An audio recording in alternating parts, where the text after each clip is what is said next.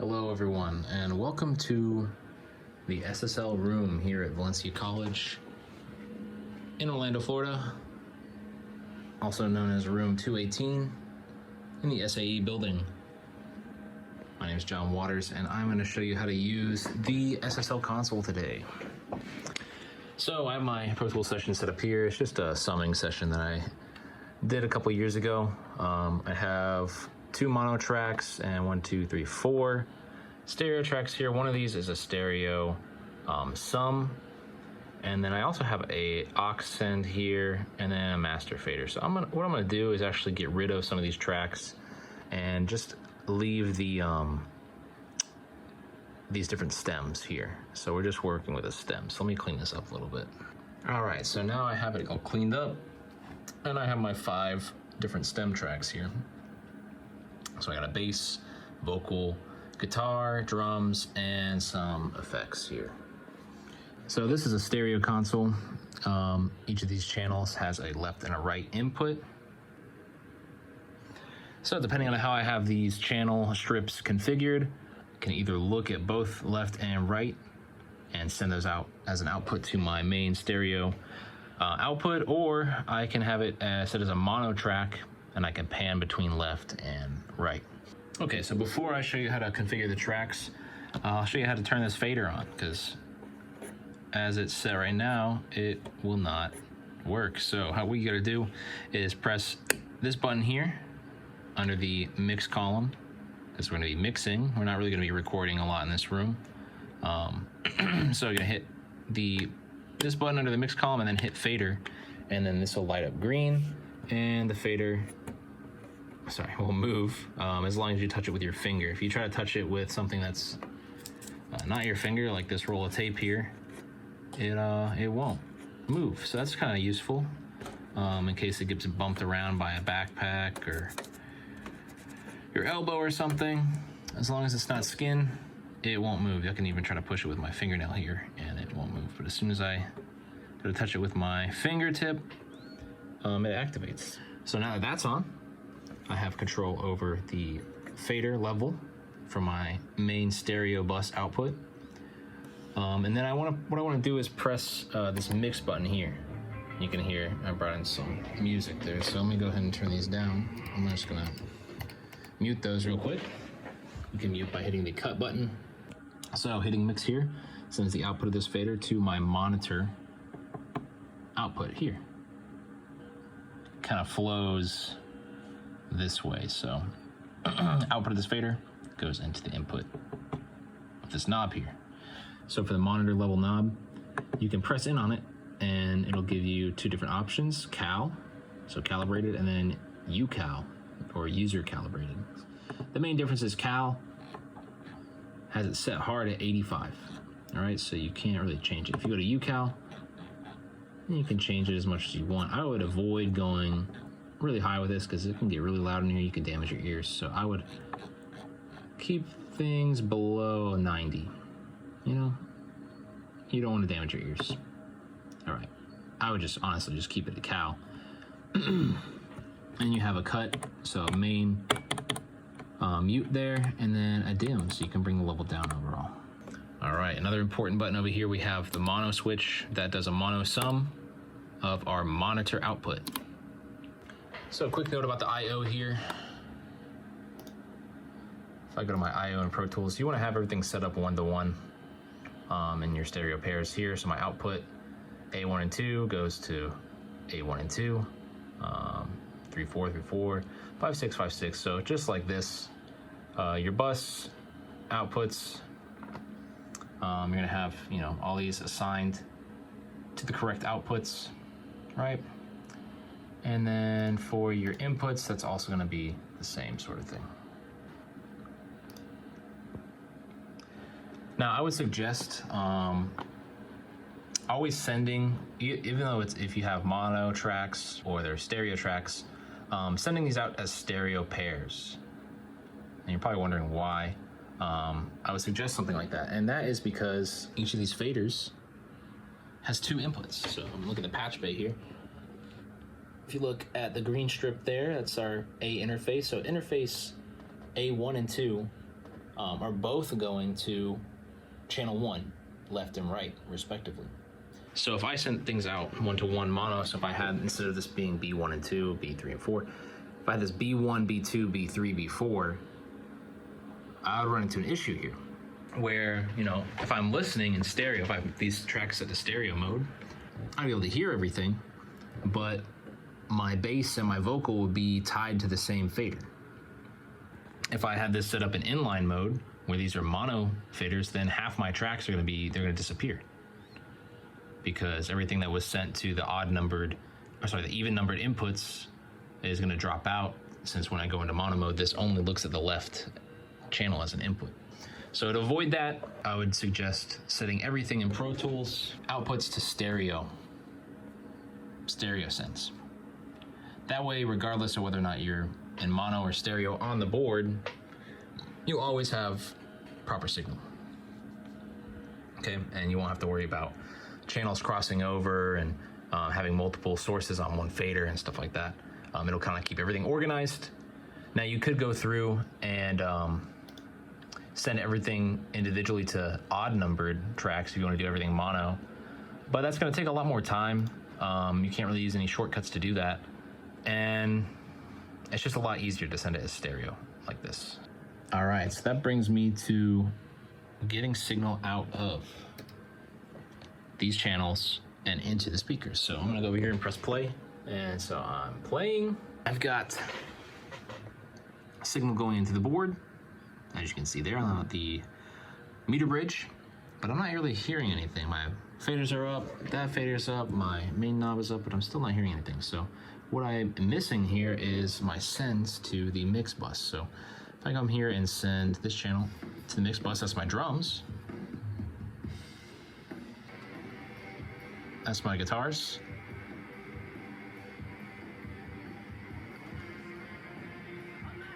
There's a vocal.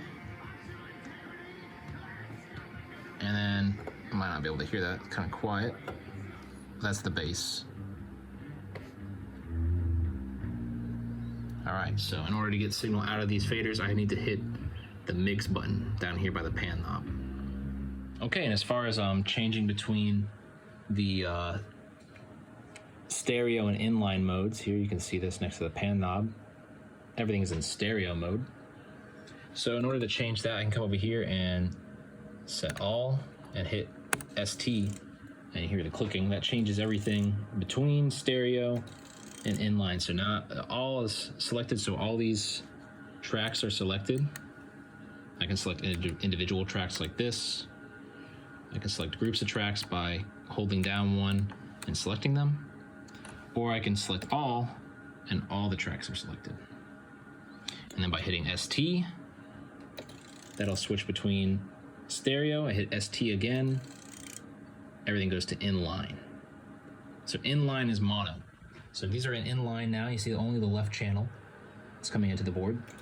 In stereo mode, I'm getting both channels. Now another thing you can do with the all button selected here, if I hit 0 dB, that sets everything back to a normal 0 level. As far as this fader's acting a little weird, doing a little dance, I don't know why. All right, I got the fader to stop moving. Knock on SSL. If you want to access some other features, if you hit the AFL, PFL button, that changes your solo mode. So if I go to, let's say, solo in front, basically what solo in front does, instead of, muting all the other tracks, it just turns them down and allows me to listen to a track without having it completely isolated. I can just have things turned down a little bit. If I go to my Alt, what that does is this sort of action where only one solo can be active at a time. So it's pretty useful for A being between two different sources. I can do both of those. I can have Alt and solo in front. And there's also momentary, which is kind of self-explanatory. It just allows me to solo while I have the button pressed, and then undoes the solo. So let's say, I'm on alt mode, or I'm just on a regular solo mode. I have all these tracks soloed. I can clear my solos over here, like that, and that clears the solo. And then to get out of this menu, you just hit this button, and it brings you back to the main menu. This little area right here, these labels, you can change these. This is called the Scribble Strip. I didn't come up with a name, that's what SSL calls it. But right now it's just showing channel 14, monitor 14, so it's not really super useful. If you go over here and hit channel, it'll display the names of the tracks in Pro Tools. And then I can kind of shift those around if I hit channel over here. Focus. If I hit channel, and then I hit these buttons, I can shift things around. Why is it not focusing? There we go. I can shift these around and kind of make it a little more, make a little more sense. So now I have these lined up, so that allows me to keep myself organized and keep track of where the different instruments are on the board. So I can kind of move those labels around and keep myself in check. Look at this part of the board here. I have some transport control that allows me to control Pro Tools without having to look at the computer. Let me move this screen over here just to make things a little better for myself. Okay, so I got stop, play, record. If I play, it plays. If I hit stop, it stops. And then I can also do a little bit of jogging through the tracks with this control here. It's kind of fun.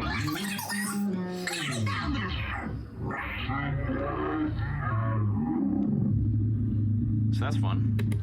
And there's some other controls up here. If I hit RTZ, RTZ will return to 0. If I hit end, that'll bring me to the end of the track. So I can access different markers, positions here with this numpad. If I want to go to, let's see, marker location 1 there, I just do period 1 period, and that snaps my location to location 1. If I want to go to location 3, I just go period 3 period, and that should take me to the first here, bass intro. So I'm gonna go back to location 1, and then I can hit play.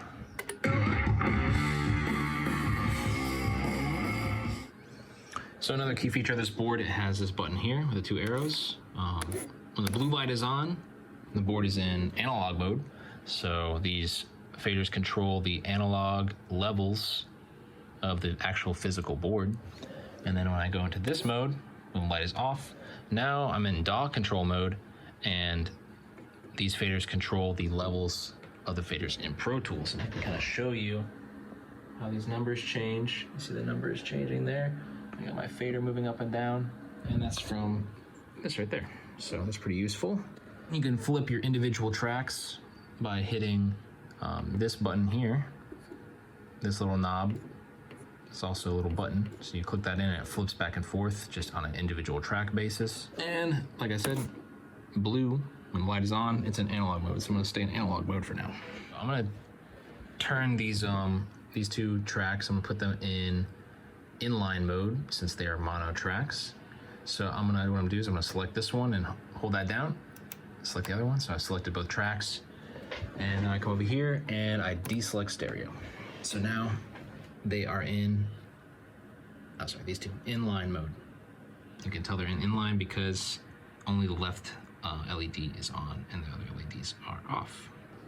What I'm gonna do is flip over to digital DAW control, and then I'm gonna go ahead and solo my bass track.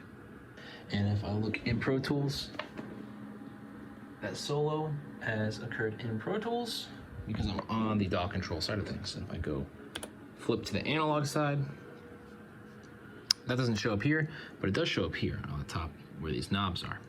So flipping back and forth between DAW control and analog mode flips the fader and these buttons here with these knobs and these buttons here. So when I'm in analog mode, and the settings are like this, these faders control my analog levels, these buttons control my solo and cut on the board and my selection of these tracks. And then these knobs control the levels in Pro Tools, so my faders in Pro Tools, and then the solo and cut So I'm going to solo these other 2 tracks here, and I'll turn this one down. And if I look at Pro Tools, now these 3 tracks are soloed, and that fader has been turned down. So I'm going to turn that knob back up. So this knob now controls that fader. So I can kind of control my DAW stuff up here, and then my analog things, my analog levels down here on these faders, and I can flip back and forth between those 2 using either this button here, or if I want to do it track by track, I can just press this knob in, and that'll flip between DAW controls. So let me turn down this fader a lot so you can kind of see that I'm flipping up to my analog fader level, and that's my DAW fader level. In Pro Tools, I have my bass track solo, so I'm gonna go ahead and play that. And if I flip over to the analog side of things, the only signal that's going into the board is that bass signal, because I've effectively muted all the other tracks in Pro Tools before they hit the console. Now if I go up here and unsolo this track and solo the vocal, we're almost out of time. That's the only track that goes in there. And then if I solo after on the board, the physical solo, let me zoom back out here. Now, all the tracks are going into the board, but I'm only hearing the bass because the solo is active on the board. So that's how these 2 different solos work when you have things set up like this. And if I hit my DAW up here, your DAW settings also have to be like this. So I can switch between these different menus using the top row buttons that controls this top row of labels. And the bottom row of the buttons controls these selections down here. So with DAW 1 selected and nothing else selected, what I just showed you will work. Okay, if it's not set up like this, you're gonna run into some issues. So you might have to go through here and select DAW and change some things and make sure that's set up how it is here. Okay, now that track is soloed, I'm gonna show you how the panning works on an inline channels, which is this one right here. This is inline. This is the one I'm looking at. Okay, so this is my bass channel. And I'm gonna go ahead and press play. So in an inline mode, this acts like a normal pan knob, where when I pan left, it goes to the left speaker, pan right, it goes to the right speaker. And you can kind of see that here on the output. Panning back and forth. So it acts just like a normal pan knob.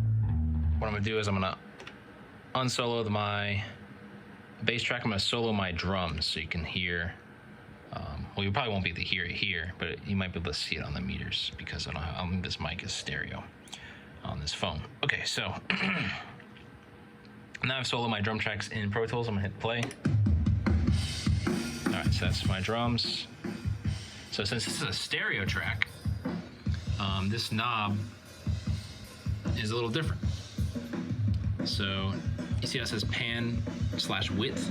So when it's in stereo mode, this is a width knob. So when it's when it's in the center here, that's full stereo. And then when I pan all the way to the left, that's mono. And when I pan all the way to the right, that's like a stereo spread. Basically works by sending phase inverted copies of each left and right channel to the opposite channel and mixing it in a little bit, and just kind of just makes things sound a little wider.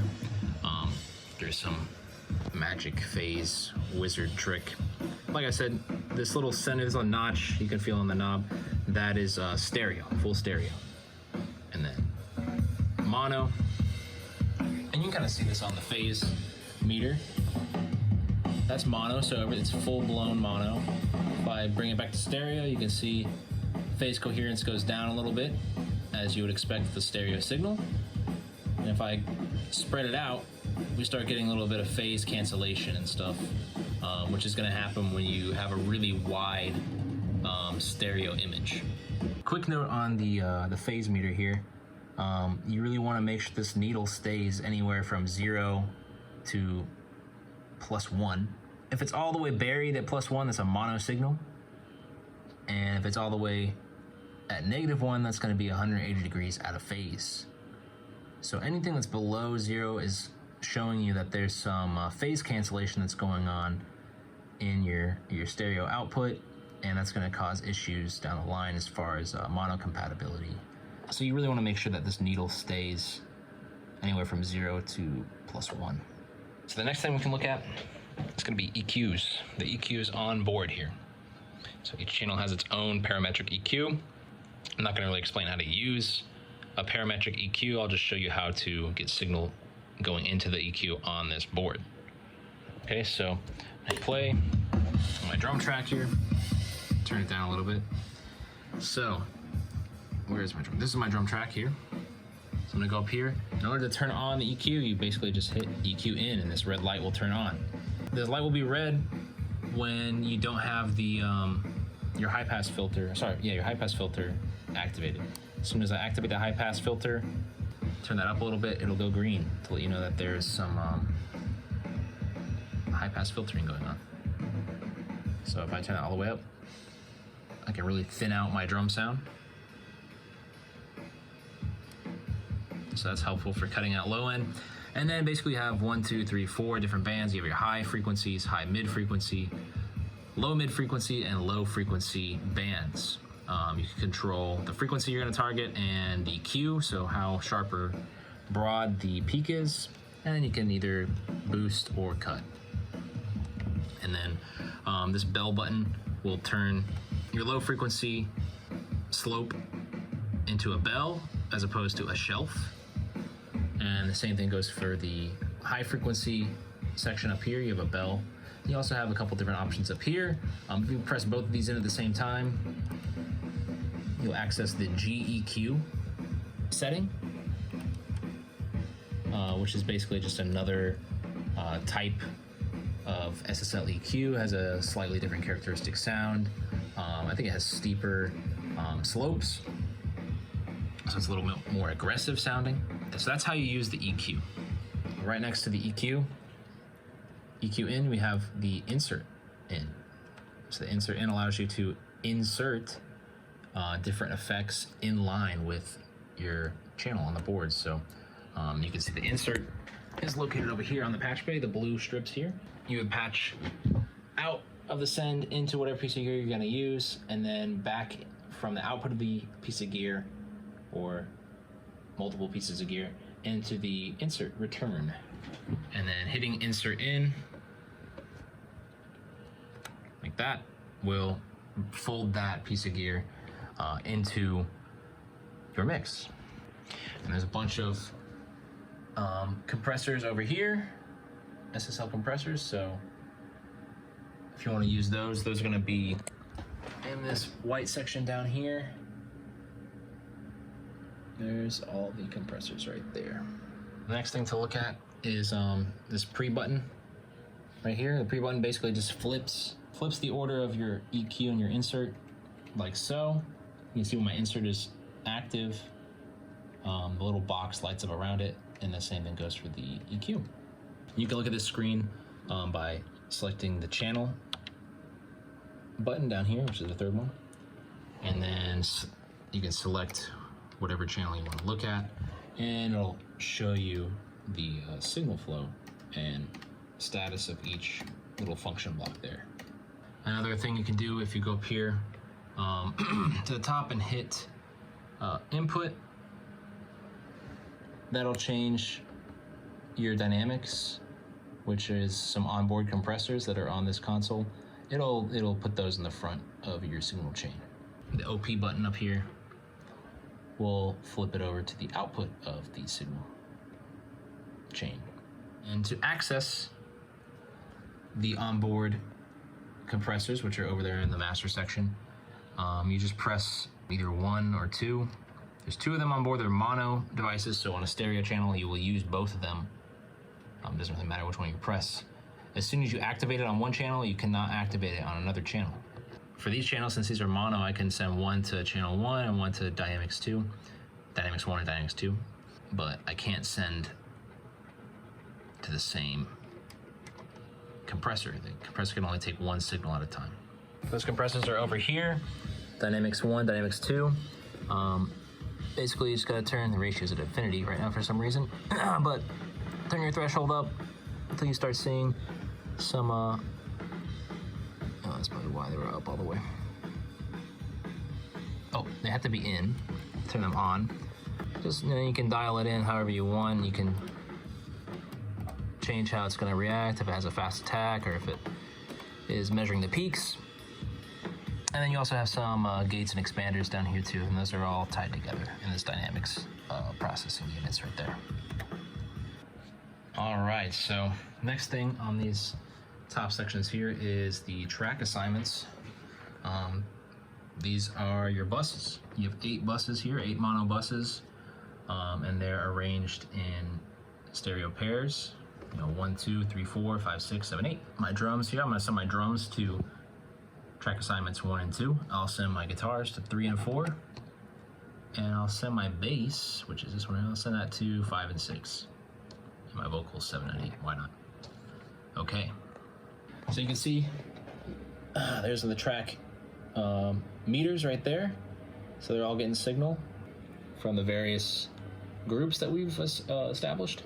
So you'll notice that if I mute these channels, I no longer have anything going to my tracks.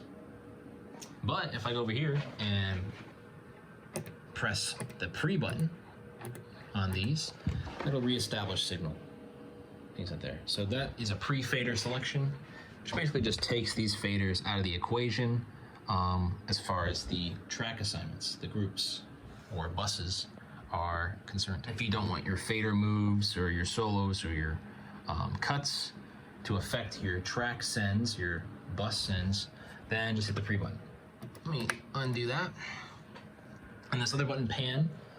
So if I hit pan on this one, it'll be pretty apparent what's going on there. Let me unmute the bass track.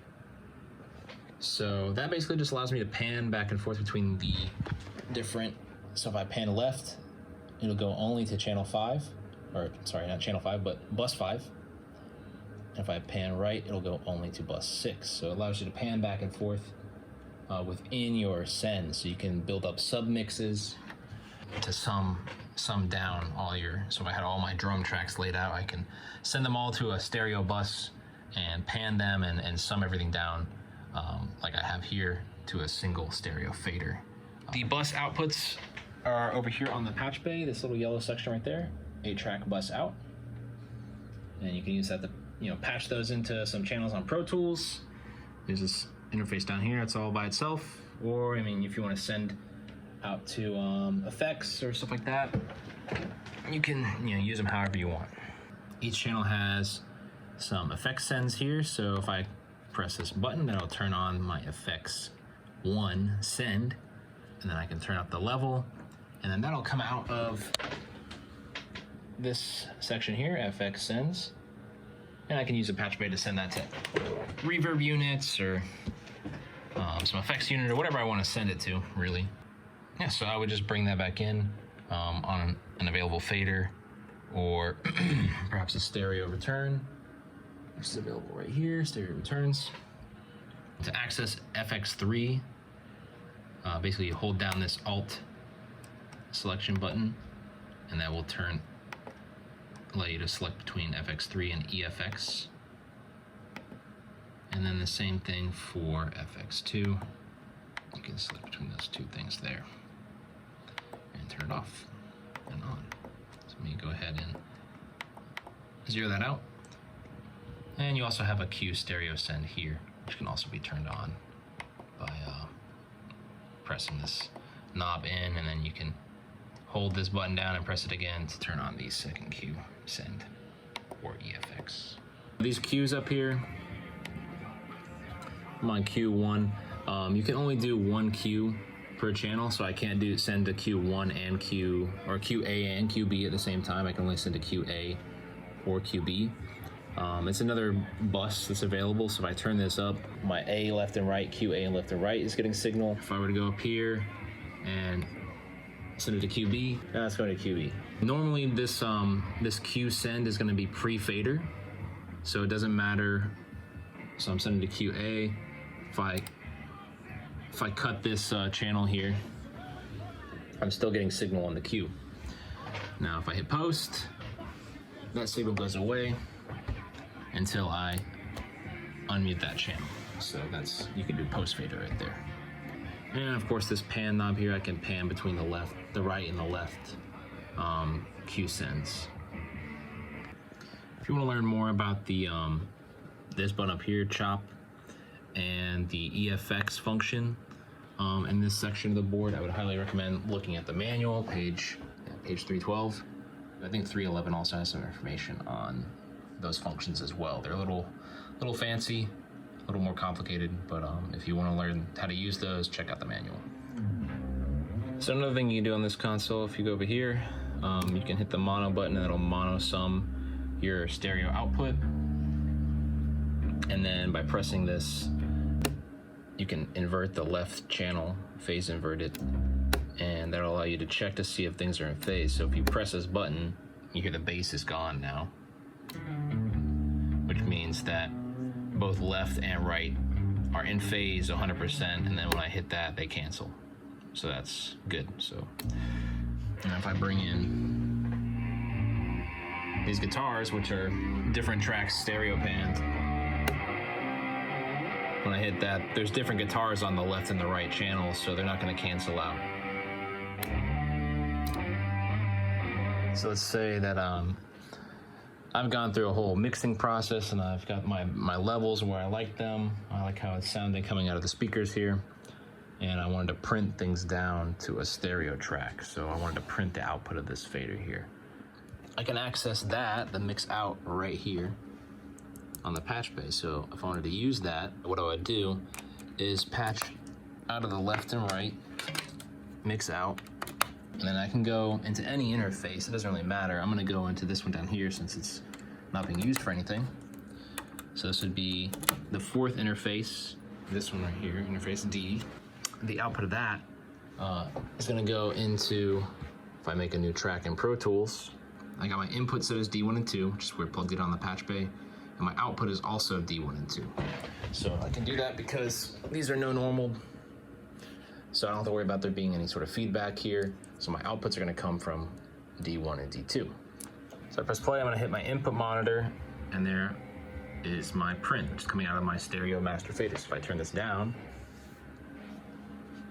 that level went down. So that way I can print the output of this fader here. I'm going to use this master bus compressor here. How you do that is you come down here to your mix column, press this button, and press comp, this button here, until that light turns on. We'll insert it into your stereo mix bus. You come up here and press in, and you can see how it's really compressing it a lot right now. And you can dial it in however you want. Okay? You can A/B back and forth with your in and out there, or down here. You also have a insert on the stereo fader. So if you want to put an external piece of gear like this other bus compressor, or any other outboard gear that's over there, you can do it with the insert, which is available on the patch bay. So you just patch that in after you turn this on. There's also a plus 10 dB boost if you want to make it really loud for some reason. And this last little button up here, the Sigma symbol, that basically allows you to sum the return, your insert return, with the bus signal itself. So instead of having the insert be in line with your bus output, it puts them in parallel, which kind of allows you to do some fancy things, like you can use some parallel compression, stuff like that. The patch cables are going to be down here. I'm gonna grab 2 more of those. Now I'm gonna patch my outputs. Now first I'm gonna show you what not to do. So here's what not to do. So I have the output of my interface. I'm patching it into a pair of channels inputs, 17 left, 17 right, so I can hear what I'm printing. See, it's coming in here on channel 17. Now, why is this wrong? Well, right now I'm not even listening to it. because I'm not sending it to the mix bus. But once I do, you'll hear why. That's the wrong idea.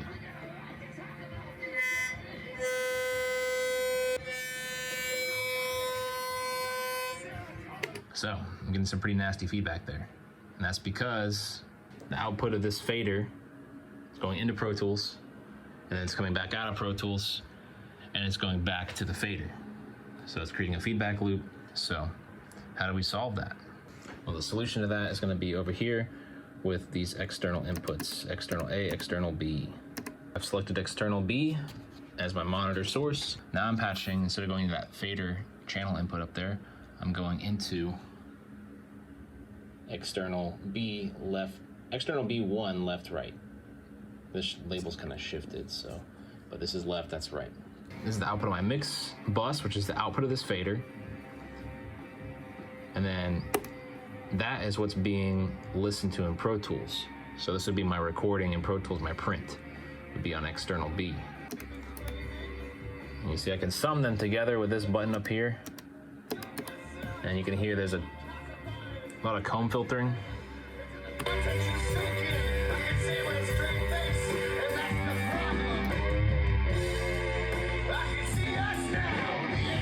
And that's because it's the same signal, it's just delayed by a little bit, delayed by the time it takes it to go into Pro Tools and come back out. If I deselect the sum, I can flip back and forth and make sure that what I'm recording in Pro Tools while I'm printing sounds the same as my mix, and there's no weird clicks or pops or some sort of dropouts or anything. I can just verify that what I'm recording is what I want to record. And of course up here we have an oscillator. So you can send the oscillator, and right now I'm sending it to the mix bus. You can send it to the record bus as well. Like over here and hit record, we can hear that. Or I can send it to the tracks. Turn that down a little bit. And if I hit the pink noise while the oscillator is on, then that sends pink noise. Oscillator output is going to be here on the board.